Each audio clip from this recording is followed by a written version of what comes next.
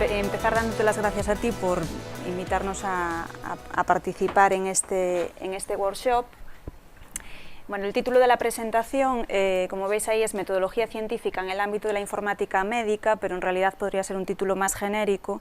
y podríamos hablar de metodología científica en investigación biomédica. Quizás mi charla sea mucho menos técnica que las que lleváis viendo estos días. Lo que he pretendido es dar una visión global de un proyecto de investigación biomédica, centrándome pues, en el tiempo en esta media hora, en algunos aspectos metodológicos más importantes. ¿Por qué hablar de metodología científica en un seminario como este, un workshop sobre imagen biomédica? Bueno, pues porque la imagen biomédica, además de convertirse en un referente, un pilar fundamental del diagnóstico, del tratamiento y del seguimiento de los pacientes, es también una herramienta esencial en la investigación en ciencias de la vida y en la investigación biomédica en general. Por lo tanto, bueno, pues he planteado esta presentación un poco pensando en que podría resultar de interés tanto a aquellos que trabajáis más específicamente en investigación en imagen médica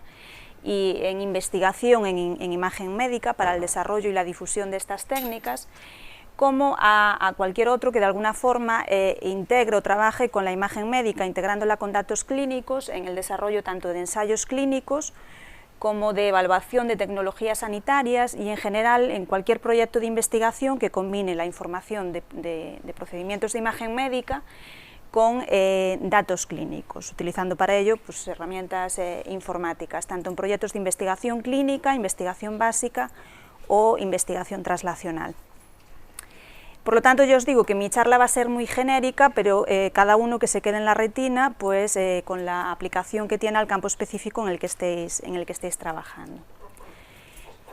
Básicamente voy a hablar de un poco la estructura de los protocolos de investigación en biomedicina, centrándome sobre todo en estudios observacionales, no en estudios experimentales, en ensayos clínicos que tienen una metodología más específica y que requeriría a lo mejor mucho más tiempo, centrándome pues, en aquellos aspectos metodológicos más importantes que tienen que elaborarse o que tienen que tocarse en un proyecto de investigación. Pues los diferentes tipos de estudios que se pueden realizar, procedimientos que tienen que ver más con técnicas estadísticas como la selección de la muestra, la justificación del tamaño muestral o el análisis estadístico, y también los aspectos ético-legales que hay que tener en cuenta en investigación en biomedicina. Empezando un poco por el final, ¿por qué voy a hablar de protocolo de investigación? Bueno, yo creo que más o menos todos estamos acostumbrados a que los grandes proyectos de investigación, sobre todo los grandes ensayos clínicos multicéntricos, vengan acompañados de una extensa documentación, un protocolo de investigación muy detallado y muy extenso, pero al menos en mi práctica diaria, que yo trabajo sobre todo con gente que realiza investigación clínica, no siempre en el marco de proyectos de investigación financiados, sino a lo mejor investigación mucho más modesta, pues gente que quiera realizar una pequeña investigación para una comunicación a un congreso. Ahí no tenemos tanto la idea de que sea necesario realizar un protocolo de investigación. Desde el año 2007, que se instaura o entra en vigor la Ley de Investigación Biomédica, que como sabéis regula todos los estudios de carácter básico o clínico que se realizan en seres humanos o con datos de seres humanos, se establecen una serie de consideraciones éticas relativas a la confidencialidad de la información, a la necesidad del consentimiento informado, pero sobre todo establece que cualquier proyecto de investigación que se realice sobre seres humanos, sobre su material biológico o sobre sus datos, tienen que contar imprescindiblemente con la autorización de un comité de ética de la investigación reconocido. Es decir, que lo primero que tenemos que tener claro, y en esto aún falta mucha información al respecto, porque hasta hace unos años solo los ensayos clínicos requerían de autorización de un comité de ética, es que ahora desde el más ambicioso al más modesto de los proyectos de investigación, siempre que impliquen hablar con el paciente, realizarle alguna intervención o simplemente revisar su historia clínica o extraer de forma automática los datos de su historia clínica, requiere la autorización de un comité de ética. Actualmente en Galicia hay un comité de ética centralizado en Santiago y recientemente se han creado 3 comités territoriales, o sea, la documentación se centraliza en Santiago, pero cada comité territorial, en las áreas sanitarias que ahí os pongo, evalúan fundamentalmente los protocolos de proyectos observacionales de cada una de estas áreas. Aunque la documentación que se pide para cursar esa autorización o para realizar la evaluación de un estudio es ligeramente diferente para estudios observacionales o para ensayos clínicos, la información que se os va a pedir en el caso de un ensayo clínico va a ser mucho más detallada. En ambos casos, como veis, el protocolo de investigación es una parte esencial para poder realizar esa evaluación. Por lo tanto, puesto que vamos a tener que contar con la autorización de un comité de ética para realizar cualquier proyecto de investigación biomédica, recordad que estamos pensando en proyectos de investigación biomédica que integren datos de imagen sanitaria, de tecnología informática, cualquier estudio de este tipo tiene que tener la autorización del comité y, por lo tanto, requiere que de antemano nosotros tengamos un protocolo de investigación elaborado. Por lo tanto, es un requisito imprescindible el que realicemos ese proyecto de investigación. Cuando realizamos un estudio de investigación, una idea intuitiva que tenemos todos es que cuanto más pacientes estudiemos, menos nos vamos a equivocar, es decir, que cuanto mayor sea el tamaño muestral, más creíbles van a ser los resultados de mi estudio. Por lo tanto, existe una componente de, cuando realizamos un estudio de investigación podemos cometer diferentes errores,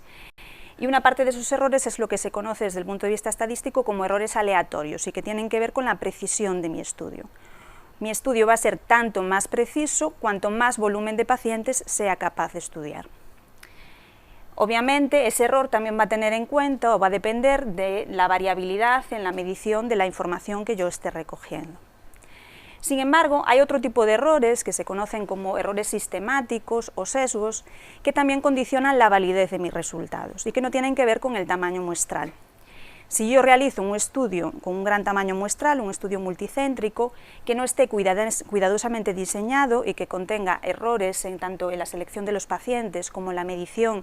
de la información o en las variables que tomo en cuenta, pues voy a incurrir en una serie de sesgos que van a condicionar la validez de mi estudio.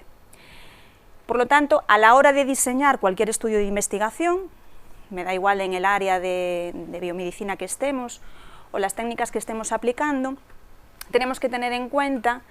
a la hora de diseñarlo, tener en cuenta estrategias que nos permitan reducir de alguna forma los sesgos de selección, aquellos que se derivan de la forma en la que incluimos los pacientes, es decir, tenemos que tener cuidado en que los pacientes que estamos incluyendo en mi estudio sean representativos de la muestra que tenemos que estudiar.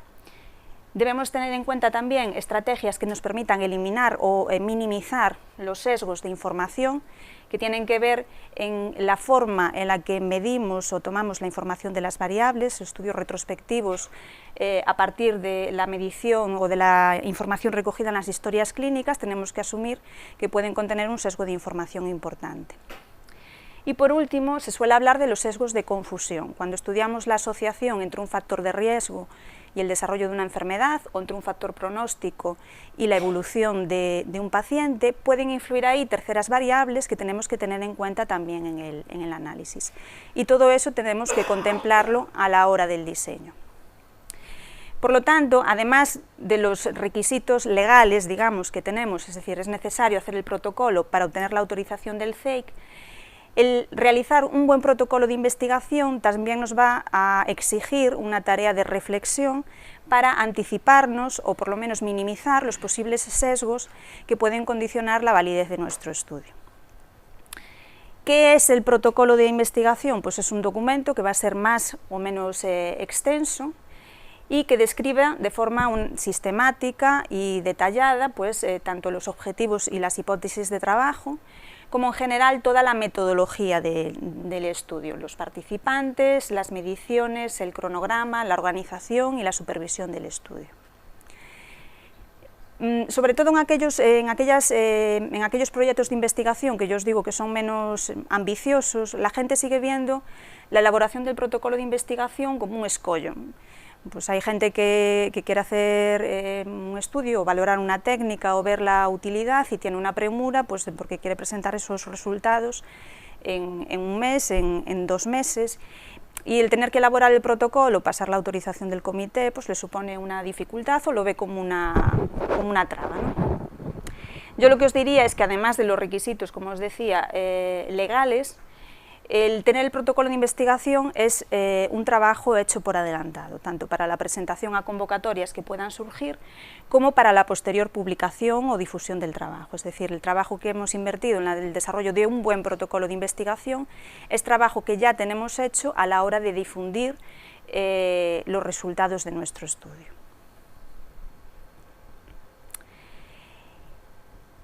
Bueno, tengo aquí 3 diapositivas que describen de una forma muy sencilla cuál es la estructura básica de un protocolo de investigación, sobre todo basado en un estudio observacional. Obviamente tenemos que tener una revisión de la bibliografía, de los antecedentes que se saben sobre un tema determinado, para buscar o aportar un equilibrio entre lo que se sabe sobre el tema que vamos a abordar y lo que va a aportar nuestro estudio, y hemos de establecer claramente cuáles son los objetivos y las hipótesis que se pretenden demostrar. La mayor parte o el mayor volumen de nuestro proyecto de investigación va a ocuparlo posiblemente el apartado de metodología, donde deben especificarse todos los puntos que ahí os pongo y que luego vamos a ver con un poco más de detalle, tanto el tipo de estudio que se va a realizar, como el ámbito y el periodo en el que se va a llevar a cabo, la muestra o los pacientes que vamos a incluir en el estudio. Tendremos que justificar convenientemente el tamaño de la muestra, todas las mediciones que se van a recoger, de dónde provienen esas mediciones, el seguimiento que se va a hacer a los pacientes y la estrategia de análisis estadístico. Finalmente, deberemos recoger todos los aspectos ético-legales que vamos a tener que tener en cuenta. Es conveniente que nos anticipemos a las posibles limitaciones que puedan tener nuestro estudio en cuanto a los sesgos de selección, información y confusión que comentamos anteriormente, y luego, bueno, pues puede contar con otros elementos que son más prescindibles, si queréis, pero que son habituales, que os pidan después para algún trabajo.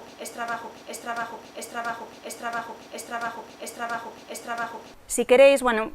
al margen de esa estructura que yo ahí expongo, que como os digo, lo que pretende es ser lo más sencilla posible, sabéis que recientemente desde la Consellería de Sanidad se creó la Agencia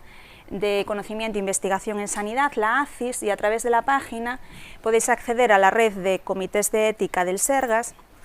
y desde allí tienen un modelo de estructura de protocolo bastante más complejo que el que os enseño yo aquí, que os podéis descargar si lo llegáis a necesitar. Bueno, aunque no se dispone de datos recientes, esta es un análisis de las valoraciones que hizo el Comité de Ética de Galicia hace unos años, y de las principales causas no de denegación, sino de denegación provisional de los ensayos clínicos que ellos evaluaban. Como veis, en la mitad de los proyectos la causa de denegación principal son los aspectos éticos, y me consta que esto sigue siendo así. Es decir, cuando enviéis un proyecto de investigación en biomedicina a evaluar por un comité de ética, probablemente lo primero que...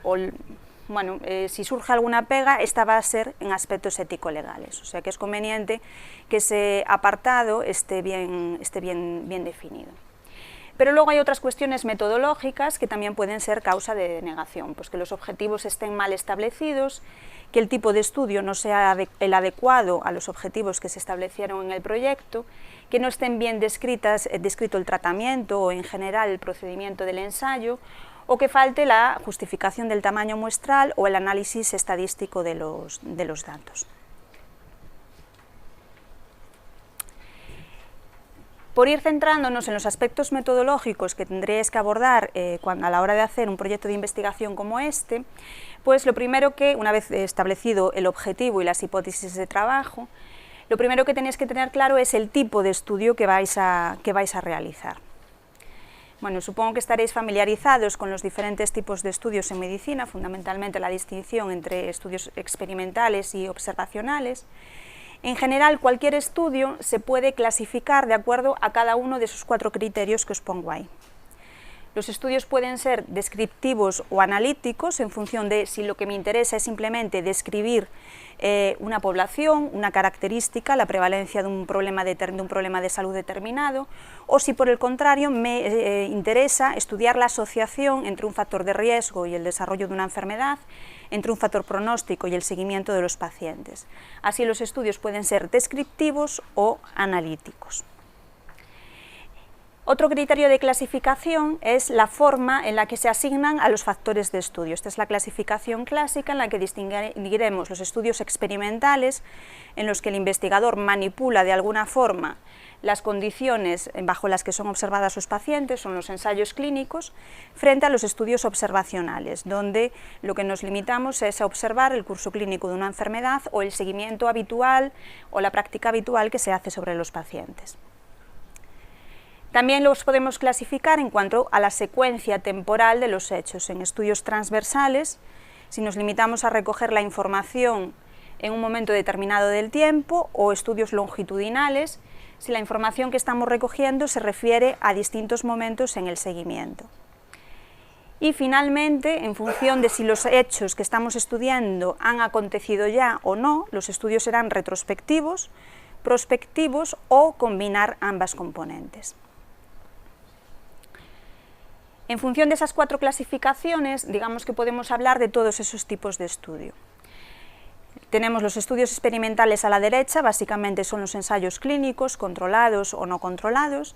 y los estudios observacionales a la izquierda, que en función de cuál sea su objetivo pueden ser estudios descriptivos, transversales o longitudinales, pues estudios de prevalencia, estudios de incidencia, estudios de seguimiento de una cohorte, o estudios analíticos, donde ya me interesa estudiar la asociación entre 2 variables o un factor y la presencia de un evento. Típicamente estudios de cohortes o estudios de casos y controles, o diseños híbridos que combinan las características de alguno de ellos. Una vez que tenemos claro cuál es el tipo de estudio más adecuado a nuestros objetivos, es obvio que aquí no nos podemos detener en las indicaciones de cada tipo de estudio y en los posibles sesgos que pueden tener cada uno de estos tipos de diseño. Una vez que tenemos claro entonces el tipo de estudio, tendremos que tener en claro cuál es nuestra población de estudio, cuáles son los pacientes que nosotros vamos a estudiar. Bueno, esto es algo que todos tenemos claro. Tenemos distintos niveles de población. Tenemos una población diana, que es la población sobre la cual nosotros nos hacemos una pregunta. Podemos preguntarnos si alguna información que nos proporciona el PET es útil para predecir el pronóstico de pacientes con cáncer de pulmón. Es obvio que esa población, la totalidad de pacientes con cáncer de pulmón, no es abordable, o sea, no podemos realizar nuestro estudio sobre la totalidad de la población diana. Por lo tanto, tendremos que conformarnos con realizarlo en la población de estudio, que es una población que por tiempo y espacio sí se encuentra accesible a nosotros. Pues podremos realizar el estudio sobre los pacientes diagnosticados de cáncer de pulmón en los hospitales de Galicia durante los últimos 5 años o en los 5 años siguientes si el estudio es prospectivo. Y quizás, dependiendo de si esos datos están informatizados o no, podamos abordar toda esa población o no y tengamos que contentarnos con estudiar una muestra. Por lo tanto, para definir nuestra población de estudio tendremos que definir primero los criterios de inclusión y exclusión de nuestros pacientes en términos de la enfermedad que tienen que presentar, de sus características clínicas, pero también de sus características geográficas y temporales. Y los criterios de exclusión, pues tendremos que tener la precaución de excluir a todos aquellos pacientes que por alguna razón no podamos realizar las mediciones que se precisan, no podamos realizar el seguimiento adecuado, presenten un riesgo elevado de efectos adversos o que por cuestiones éticas no sea incluyendo a esos pacientes. Una vez que tenemos delimitada la población de estudio, y si es el caso, tendremos que decir cómo vamos a seleccionar a la muestra, es decir, si no es posible para nosotros incluir a todos los pacientes en un tiempo y en un espacio determinado, tendremos que incluir o seleccionar una muestra para estudio, intentando preservar lo que se llama el principio de representatividad, es decir, que la muestra que estamos incluyendo tiene que ser de alguna forma representativa de la población de estudio. ¿Qué formas tenemos de seleccionar la muestra? Pues básicamente podemos recurrir a tipos de muestreo no probabilístico, es decir, en los que no interviene el azar, es lo más fácil, es lo único posible en muchas ocasiones, pero en general no nos garantiza obtener muestras representativas, es decir, estudios en los que los participantes se presentan voluntariamente, en los que se incluyen de forma consecutiva en un tiempo determinado, o que realmente se hace por conveniencia del investigador, pues intuitivamente van a ser estudios en los que la muestra no sea representativa. O sea que lo ideal es utilizar muestreos probabilísticos, en general un muestreo aleatorio simple de los pacientes, o utilizar otras técnicas de muestreo, como el muestreo aleatorio estratificado, para garantizar que nuestra muestra presente, por ejemplo, una distribución por edad similar a la población de estudio, o una distribución por estadios de la enfermedad similar a la población a la cual quiero extrapolar los resultados. Un muestreo en múltiples etapas, si por ejemplo quiero hacer un estudio en pediatría, en la que accedo a los niños a través de los colegios. Si realizo un muestreo aleatorio simple, esto me obligaría a acudir probablemente a muchos colegios para incluir solo unos pocos niños. Una alternativa es seleccionar en una primera etapa una muestra aleatoria de colegios y en esos pocos colegios seleccionados estudiar a todos o a una muestra aleatoria de los niños que ahí están. O simplemente utilizar un muestreo sistemático, pues escoger uno de cada X pacientes que cumplan los criterios de inclusión o exclusión establecidos. En cualquier caso, desde el punto de vista metodológico, tenemos que dejar claro cuál es nuestra población de estudio, cuáles son los criterios de inclusión y exclusión y cuál es la selección, la forma de selección de la muestra. No solo tenemos que decir cómo vamos a seleccionar la muestra y cuántos pacientes vamos a incluir, sino que además tendremos que justificar convenientemente ese tamaño muestral, es decir que el tamaño muestral es adecuado para responder a los objetivos del estudio. Tenemos que garantizar que el tamaño muestral es un número mínimo, un número adecuado para bien proporcionar un resultado con una precisión suficiente o bien para detectar diferencias de una magnitud determinada con una garantía suficiente. En muchos casos, por problemas económicos o temporales, no podemos alcanzar el tamaño muestral ideal. Con lo cual, pues, en medicina lo que se tiene que encontrar es un balance entre los pacientes que realmente necesitas para tener una precisión o una potencia suficiente y los pacientes que realmente se tiene. Si queréis realizar un estudio en una patología extremadamente rara, de poco sirve que yo os diga que necesitáis estudiar 150 pacientes para obtener una precisión determinada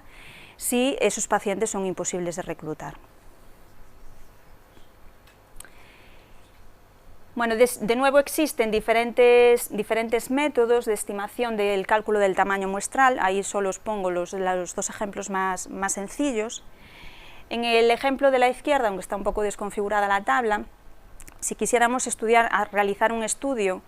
para determinar la incidencia de complicaciones posoperatorias en una enfermedad determinada, el tamaño muestral fundamentalmente va a influir en la precisión con la que yo voy a estimar la tasa de complicaciones. Si yo me quiero equivocar un 5%, necesitaría incluir 385 pacientes. De forma que a medida que disminuyo el tamaño muestral, lo que estoy haciendo es hacerlo a expensas de aumentar el error con el que estimo esa tasa de complicaciones. En un estudio analítico, por ejemplo un ensayo clínico en el que quiero comparar la eficacia de dos tratamientos A y B, el tamaño muestral influye fundamentalmente en la diferencia mínima que voy a ser capaz de detectar como estadísticamente significativa. Es decir, que si quiero detectar diferencias muy pequeñas, de un 5%, eso me obliga a incluir más de 1000 pacientes por grupo. ¿Vale? Es decir, que solamente sería posible realizarlo probablemente en estudios multicéntricos a nivel internacional. De tal forma que si disminuyo el tamaño muestral, lo tengo que hacer a expensas de que las diferencias que yo vaya a poder detectar tengan que ser más grandes, es decir, el efecto del tratamiento de intervención frente al tratamiento control tiene que ser mucho más llamativo. Al final, lo que se trata es que el investigador, en la fase de diseño de su estudio, confirme que el tamaño muestral que él puede reclutar es el adecuado o no para confirmar o descartar las hipótesis que se ha planteado. Asumir qué riesgo tiene de que los resultados que vaya a obtener puedan no derivar en conclusiones de interés, y por lo tanto lo que se pretende es evitar empezar estudios que están condenados al fracaso o asumir, por ejemplo en el caso de ensayos clínicos, que lo único que puedes hacer es un estudio piloto, que tenga que ser confirmado, cuyos resultados tengan que ser confirmados posteriormente en estudios más grandes. Ningún protocolo de investigación presentado al Comité de Ética, estamos hablando siempre evidentemente de investigación cuantitativa, va a ser aprobado sin la conveniente justificación del tamaño muestral. Una vez que seleccionamos o que decimos cómo vamos a seleccionar la muestra, que justificamos convenientemente el tamaño muestral que estamos incluyendo, gran parte de este apartado de metodología del protocolo se va a tener que ocupar en describir con todo detalle cuáles son las mediciones que se van a recoger, cuáles son las variables que se van a tener en cuenta de cada paciente, cuáles van a ser las intervenciones que se van a realizar, qué técnicas o qué estrategias se van a hacer, cómo se van a recoger los datos y de dónde se van a recoger. Y si el estudio es prospectivo, pues también vamos a tener que decir cada cuánto tiempo vamos a ver a los pacientes, cómo se va a realizar el seguimiento, qué pruebas se van a realizar en cada visita. Por lo tanto, yo siempre digo que en esta etapa lo que tenemos es que pensar que este estudio tendría que ser reproducible en otro centro y en otro momento, sin más información que la que vosotros aportáis en el protocolo del proyecto. Es decir, que tengo que describir el apartado de mediciones y seguimiento de los pacientes con tal detalle que pudiese permitir a cualquier otro investigador situado en otro centro replicarlo exactamente igual y sin ningún lugar a dudas, simplemente con lo que yo dejo escrito en nuestro protocolo. Obviamente aquí es fácil caer en la tentación de recoger cuantas más variables posibles. Vosotros que trabajáis en informática médica, muchas veces eso es muy sencillo, cuando simplemente lo que se trata es de importar datos, pero en medicina no siempre es tan sencillo, y no, por lo menos muchas veces la forma en la que se registran los datos informáticamente no están pensados desde el punto de vista de realizar un proyecto de investigación. Por lo tanto, lo que tenemos que tener en mente es que tenemos que recoger tantas variables como sean necesarias, pero minimizar un poco el esfuerzo, por lo menos rentabilizarlo, tan pocas como sea posible. Entonces tenemos que pensar en cuántas variables, pero en qué variables son realmente importantes para contestar a mis objetivos de investigación, y de cada variable pues tenemos que llegar a ese nivel de concreción. Tenemos que decir tenemos que definir cada una de las variables, cuándo la vamos a medir, en qué momento, dónde y quién la va a medir. Tendremos que procurar utilizar medidas lo más objetivas posibles, utilizar instrumentos calibrados, y vamos a tener que especificar también de dónde vamos a obtener esos datos. Los vamos a obtener de la historia clínica, de una entrevista personal con el paciente, de una entrevista telefónica a través de informadores indirectos, por ejemplo de familiares. Es decir, que tendremos que describir todo el procedimiento y circuito de recogida de la información. Siempre teniendo en mente pues, lo que os pongo al principio, es decir, el describirlo con tal nivel de detalle que pudiera ser replicado simplemente con lo que está escrito. Eso afecta evidentemente también al seguimiento de los pacientes, como os decía. Es decir, se debe especificar si se va a realizar un seguimiento, durante cuánto tiempo, cada cuánto tiempo, con qué pauta, qué exploraciones y qué intervenciones se le va a realizar en cada momento al paciente, quién las va a realizar y con qué instrumentos, y la duración final.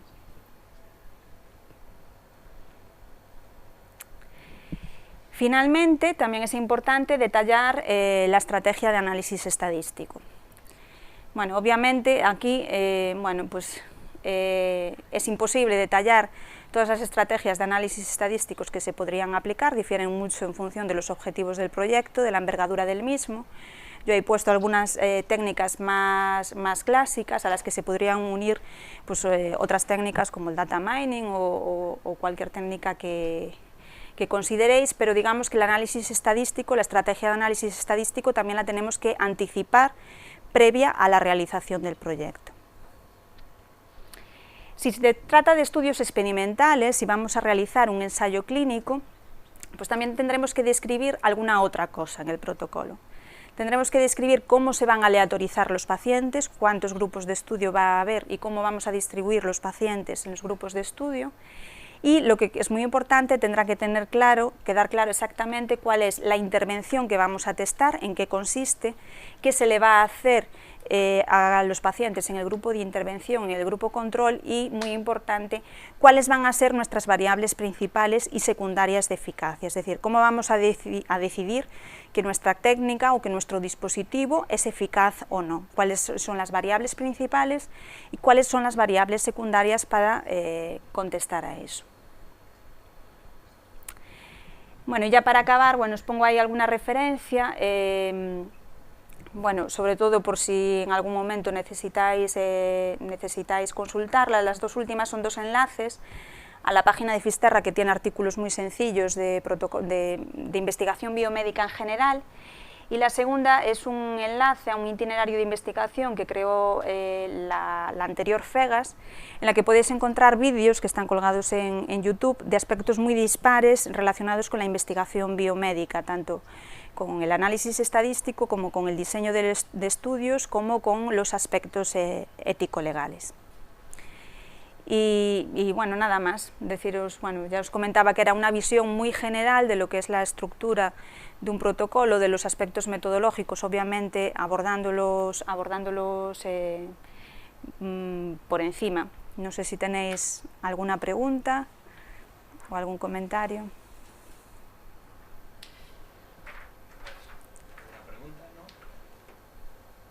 Un poco más de tiempo, Sonia. Perfecto. Sí. Y si alguien quiere comentarte algo, pues vale, muy bien. Lo vemos. Vale, perfecto, gracias.